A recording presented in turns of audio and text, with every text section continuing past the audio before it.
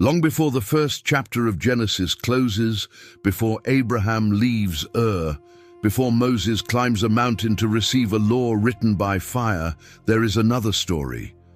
It does not appear in most Bibles sold in bookstores across the English-speaking world.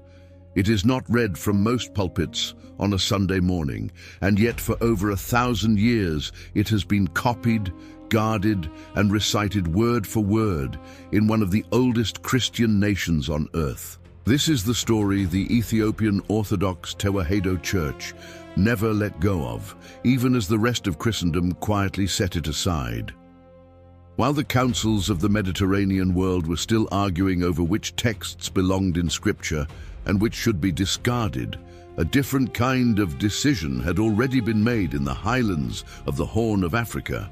There, a canon of 81 books took shape, wider than the 66 familiar to most Protestant readers, and wider even than the 73 recognized by the Catholic Church. Among those extra pages sits a document that Western Christianity mostly forgot, but that an isolated mountain kingdom never stopped reading aloud. It is called the Book of Enoch, and it claims to answer a question the book of Genesis leaves almost entirely untouched.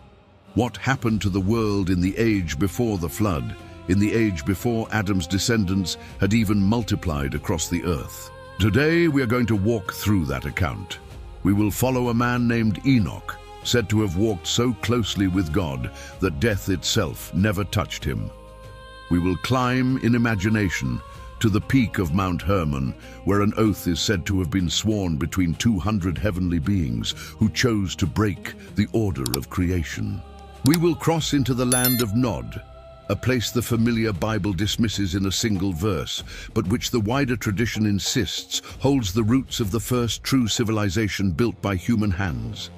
And we will ask, together, why a nation tucked behind cliffs and rivers spent centuries protecting a story that much of the world decided was too strange, too dangerous, or too uncomfortable to keep.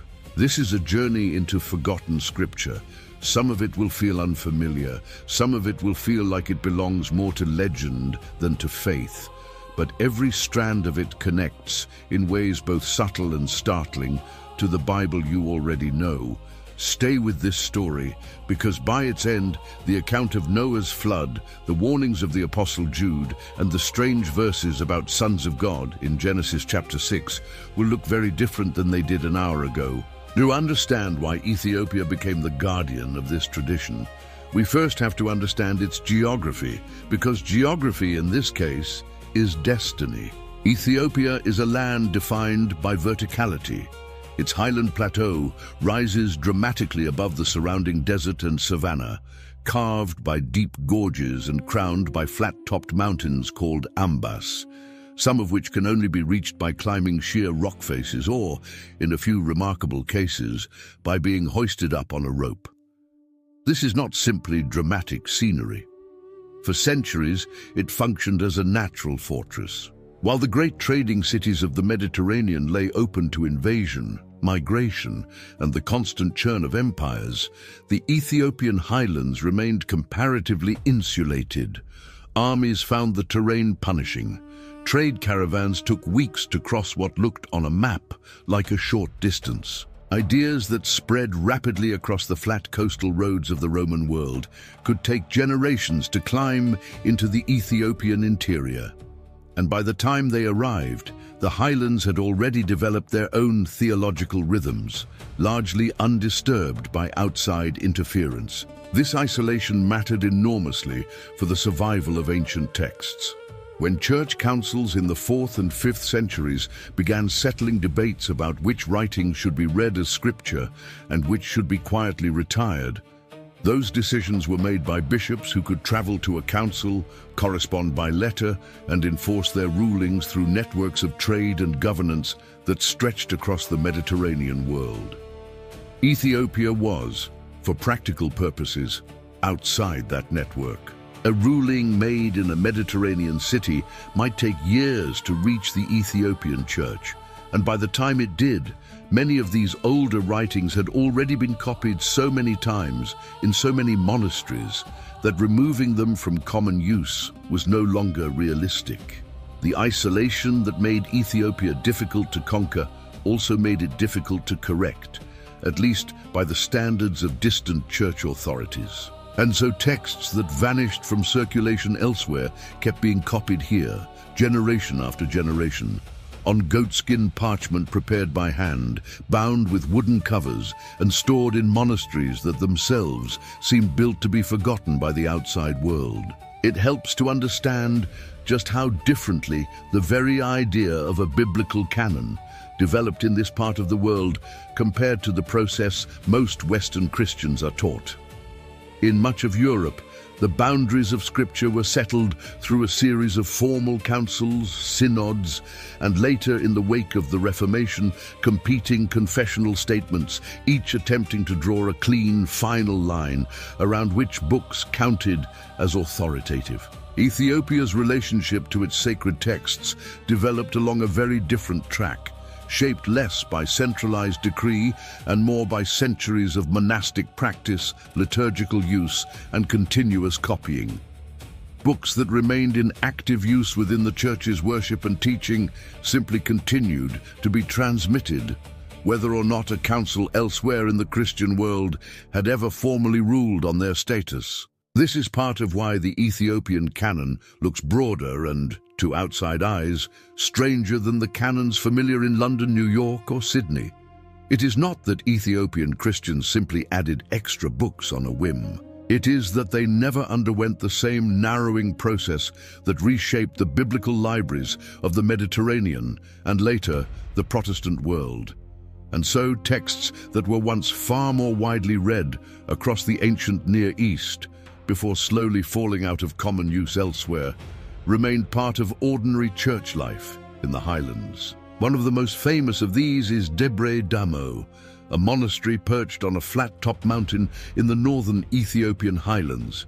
Tradition holds that it can only be reached by climbing a plaited leather rope up a sheer cliff face, a detail that sounds almost too dramatic to be literal until you see photographs of the site and realize the geography leaves few alternatives. For generations, monks here devoted their lives to copying scripture by hand, illuminating manuscripts with vivid pigments, and maintaining a scriptorium that functioned in effect as a living archive, insulated by its very inaccessibility.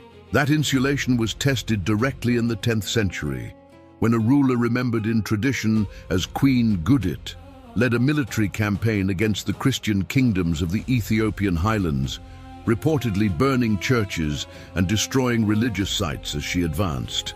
According to local tradition, monks facing this threat did not simply hide their gold or their harvests.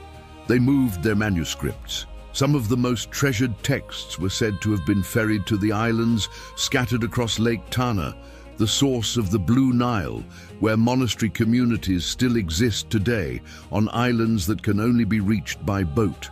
Whether every detail of that flight survives in exact historical record or has been shaped by centuries of retelling, the underlying pattern is unmistakable. This was a culture that treated its sacred books as something worth saving before gold, before land, even before the buildings that housed them. And among the texts saved in this way was the account of a man the book of Genesis mentions in barely a sentence, and yet who became, in Ethiopian tradition, one of the most significant figures in the entire story of the ancient world. His name was Enoch. In the book of Genesis, his story is almost shockingly brief. He is introduced as the 7th generation from Adam, part of a genealogy that otherwise reads like a simple list of names, ages, and deaths. He lived, we are told, for 365 years, a number that immediately stands out against the 8, 9, and even close to 1,000 years attributed to the patriarchs around him. Scholars have long noted that 365 mirrors the days of a solar year, a detail that seems too precise to be accidental in a genealogy built almost entirely around round or symbolic numbers. And then, instead of the familiar refrain repeated for every other name on that list, "and he died," the text breaks its own pattern, Genesis tells us that Enoch walked with God, and then he was not, because God took him. No death, no burial, no closing of a life the way every other patriarch's life is closed. Just an unexplained departure from the world. For a Western reader trained to expect tidy resolutions, that unresolved sentence can feel like a strange gap in the text, a loose thread the Bible simply forgot to tie off. But for the Ethiopian tradition, that gap was never a gap at all. It was an invitation. And the Book of Enoch, preserved in its entirety only in the Ethiopian canon, though fragments of it exist elsewhere, was written to fill exactly that space. According to this expanded account, Enoch was not simply a man who happened to live an unusually long life and then vanish. He was a farmer and a keeper of records in a world that was rapidly changing around him.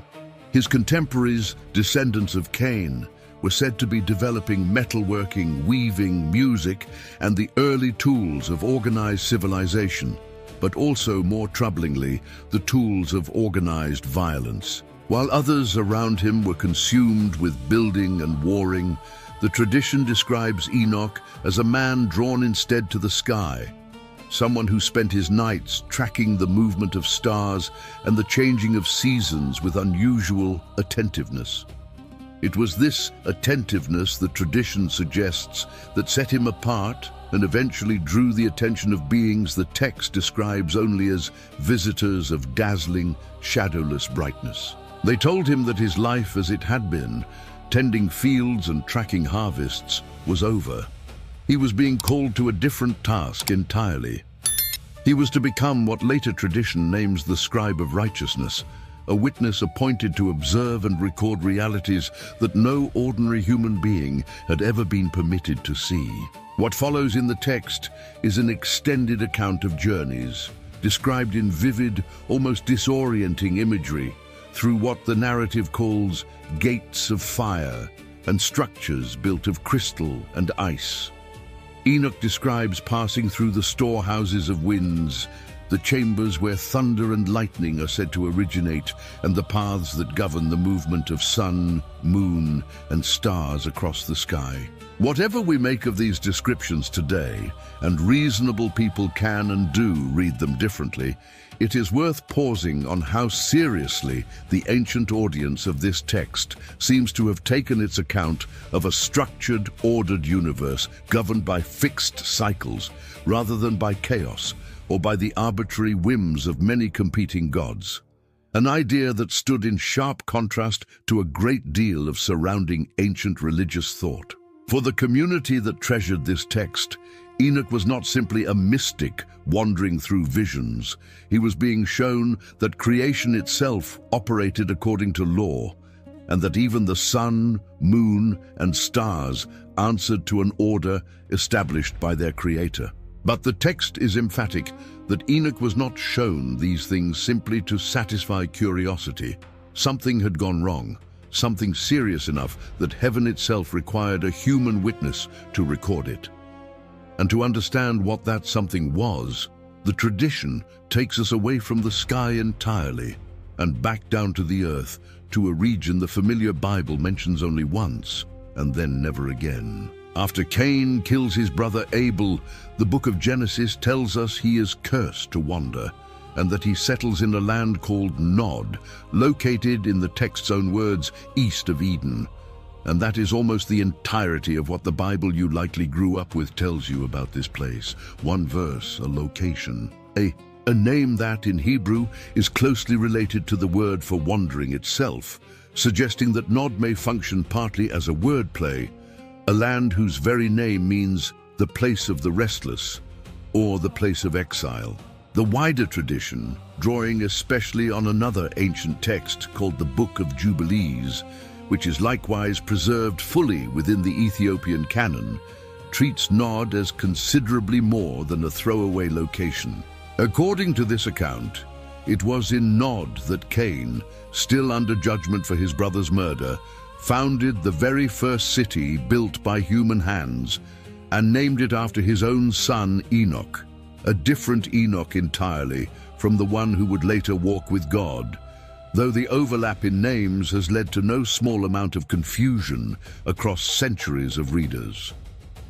This first city becomes, in the wider tradition, the birthplace of organized human technology outside of Eden. It is here, according to this expanded narrative, that Cain's descendants develop metalworking, forging tools first for agriculture and eventually for war. It is here that music and instrumentation are said to emerge, along with early forms of writing and craft.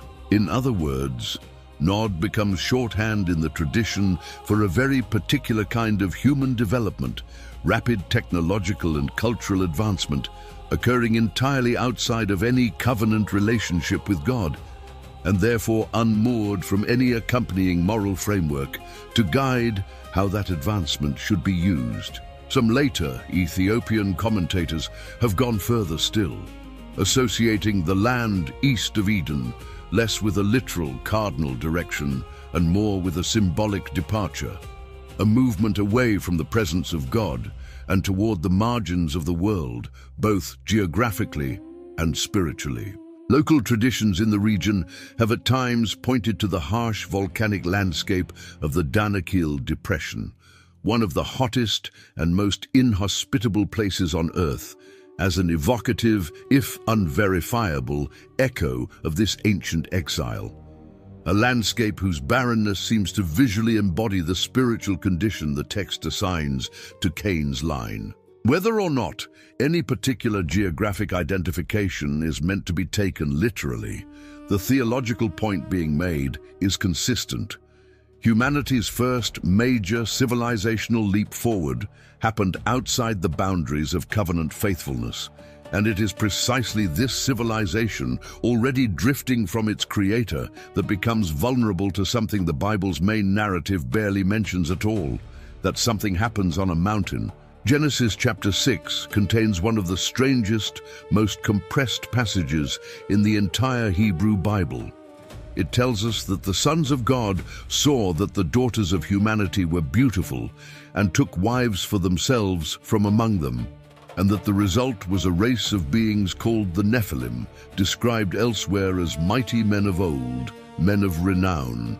The passage offers almost no explanation. Who are the sons of God? What does this union actually mean? Why does it matter enough to be mentioned at all, right before the flood narrative begins? Generations of readers and translators have wrestled with this passage, some interpreting the sons of God as human rulers, or the righteous line of Seth intermarrying with Cain's descendants.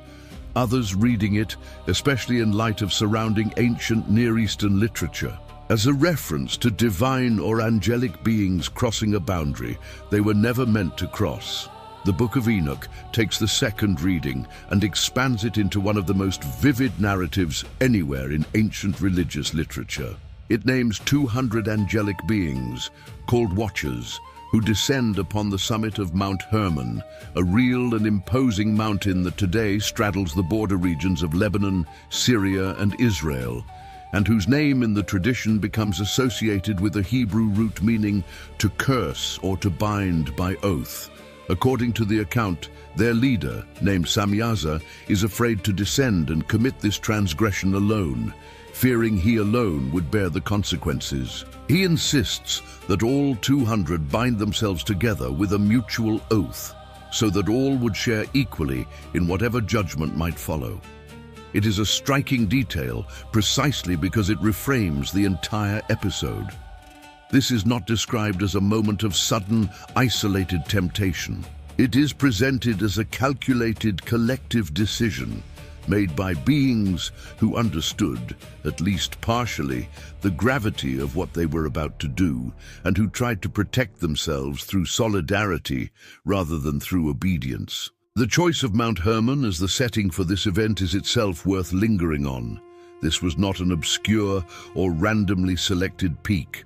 In the wider religious imagination of the ancient Near East, Hermon held a reputation as a place charged with sacred and ominous significance, a boundary marker at the edge of Israelite territory, associated in surrounding cultures with the dwelling places of divine beings. Later, Jewish tradition preserved this association, and the mountain continued to carry a reputation as a site connected to transgression and to the boundary between the human and the more than human world for centuries afterward.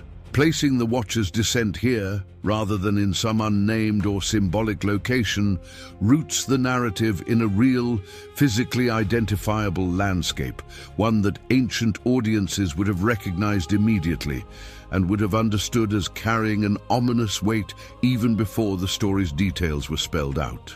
What follows this descent is described not merely as forbidden relationships, but as a transfer of knowledge. According to the text, the Watchers taught the daughters and sons of men things they were never meant to possess in that form or at that time. The forging of weapons and armor for warfare, techniques of adornment and cosmetics used to seduce and manipulate, and knowledge of certain plants and roots used to alter perception and cast enchantments. The tradition is careful to frame this not simply as immoral behavior between beings of different orders, but as an act of civilizational sabotage, technology and craft handed down without the wisdom or restraint needed to use it responsibly. Humanity, in this account, did not merely sin morally, it was handed tools of destruction before it had developed the maturity to set any boundary around their use. From these unions, the tradition tells us, came the Nephilim, described as towering hybrid offspring whose physical needs vastly outpaced what the land could sustain. Their hunger, the text says, could not be satisfied by ordinary harvests. And so they turned first on animals, then on each other, and eventually on the human population around them, becoming instruments of violence and consumption that devastated the very world their fathers had corrupted. It is worth pausing here to note what this story is and is not claiming. It is not a modern account of genetic engineering dressed up in ancient language, however tempting that framing might be to a contemporary audience raised on science fiction. It is, more precisely, an ancient theological explanation for how thoroughly corrupted the world had become before the flood, a corruption so total that it reached into the created order itself, blurring lines that were meant to remain fixed between the heavenly and the earthly, and unleashing violence that spread far beyond what human wickedness alone could account for. It is this same corruption that Genesis names far more briefly as the reason God determined to send the flood. The wider tradition does not contradict that reasoning. It simply supplies a fuller narrative texture behind it, one that later New Testament writers appear to know and reference directly, a point we will return to shortly. But before judgment falls, the tradition gives us one final remarkable scene, and it is here that Enoch's earlier transformation from farmer to scribe finally makes sense. Realizing the scale of what they had done, and perhaps sensing what was coming, the Watchers do not appeal directly to God.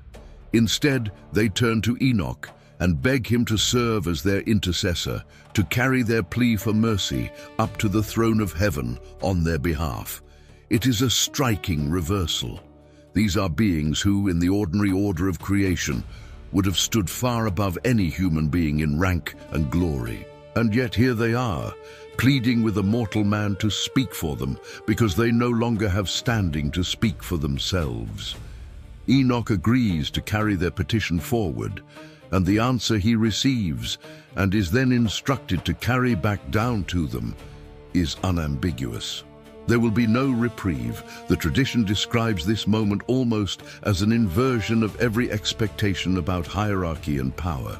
A man who was, only a short time before, simply tending fields and watching the sky, becomes the one who must speak an irrevocable judgment to beings who had once occupied a station far above him.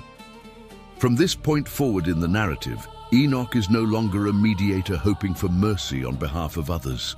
He becomes something closer, to a witness to judgment itself, taken through visions of whirlwinds and chariots of fire, shown what the tradition calls the tablets of heaven, records upon which the fates of future generations are said to already be written. The sentence handed down for the Watchers, according to the text, is not immediate destruction, but binding confinement, held in darkness beneath the earth until a final day of judgment still to come. The Nephilim, meanwhile, are described as being set against one another, consumed in conflict and eventually destroyed, their spirits becoming, in later tradition, a source of ongoing spiritual affliction in the world even after their physical bodies perished. It is a conclusion built less around instant annihilation and more around long containment, a holding pattern stretching across the remainder of human history, awaiting a final resolution that has not yet arrived even by the time of the New Testament.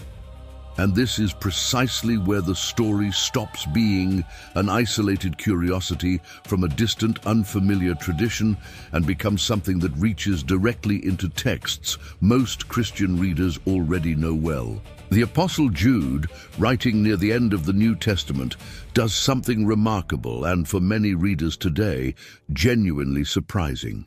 He quotes the Book of Enoch directly, attributing a prophecy about divine judgment specifically to Enoch, described as the seventh from Adam, matching precisely the genealogical position given in Genesis. Jude goes on to describe angels who did not keep their proper position of authority, but abandoned their own dwelling, now being kept in eternal chains under darkness for judgment on the great day. Language that echoes the Watcher narrative almost point for point. The Apostle Peter, in his second letter, makes a closely related claim, describing God as not sparing the angels who sinned, but instead casting them into gloomy dungeons to be held for judgment. Neither writer is inventing this framework from nothing. Both appear to be drawing on a story that their original audience would have recognized instantly, a story preserved in full only within the tradition that Ethiopia refused to let go of. This raises an important and often overlooked point. Whatever conclusions we draw about the Book of Enoch's exact status, whether we read it as inspired scripture, as valuable ancient testimony that illuminates the background of the biblical text, or simply as an important record of how ancient Jewish and early Christian communities understood Genesis chapter 6.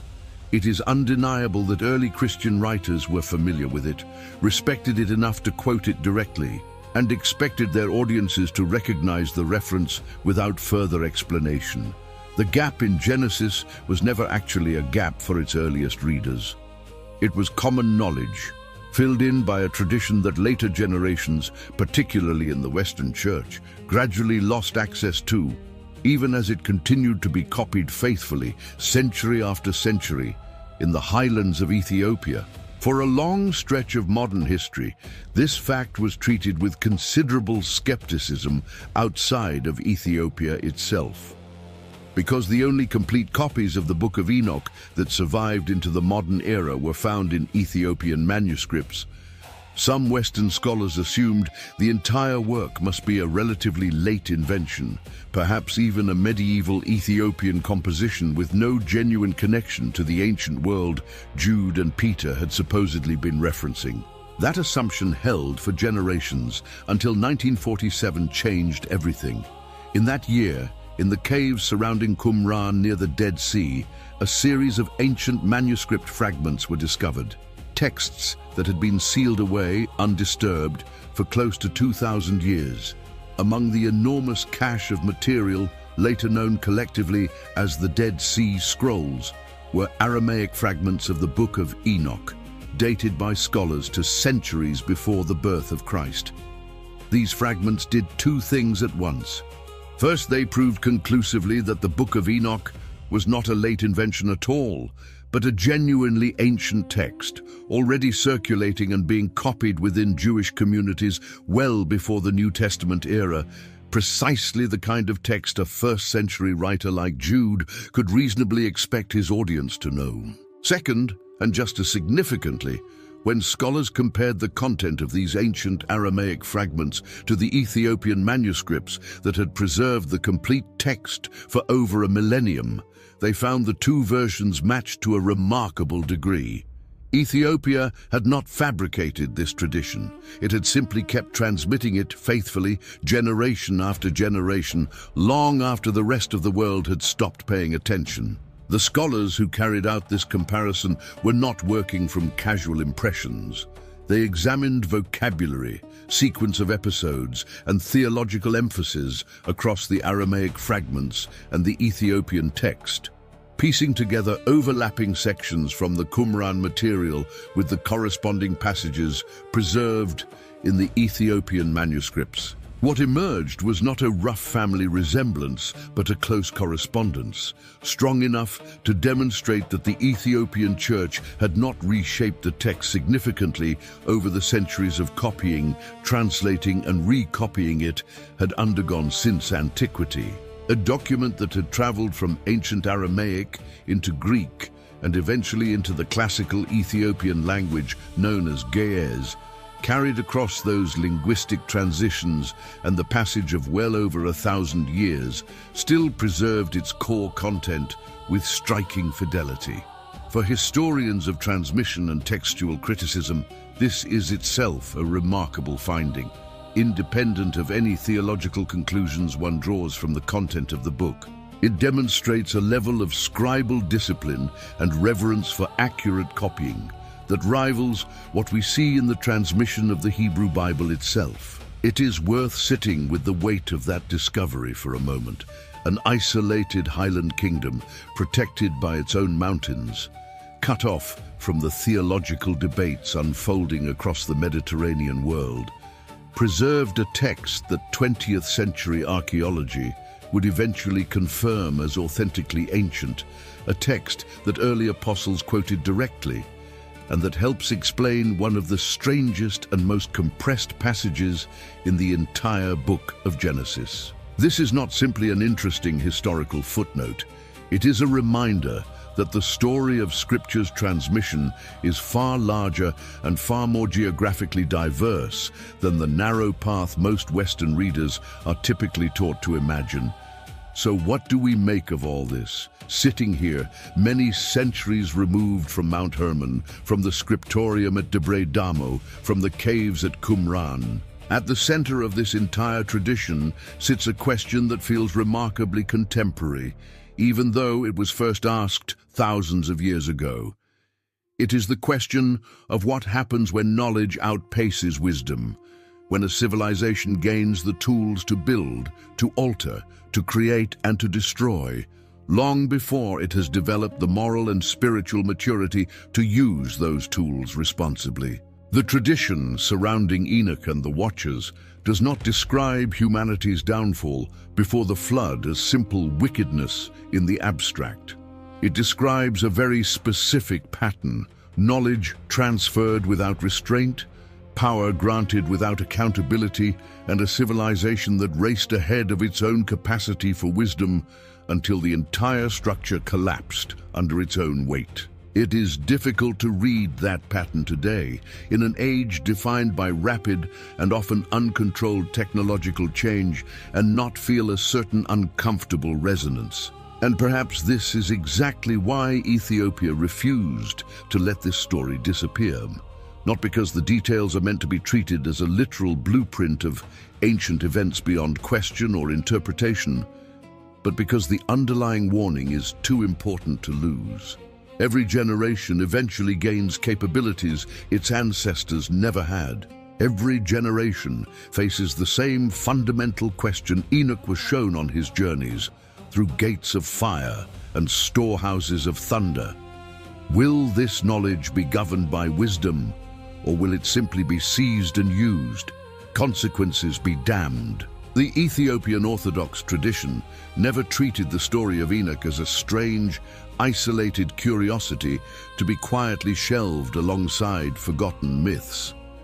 It treated it as a warning worth copying by hand, generation after generation, on goatskin parchment, in monasteries reachable only by rope or by boat, precisely because the question it poses never stops being relevant. What do we do with knowledge we are not yet spiritually ready to hold? It is the same question asked in the garden. When humanity first reached for knowledge, it was told to leave alone. It is the same question echoed on Mount Hermon, when 200 beings decided collective transgression was safer than individual restraint.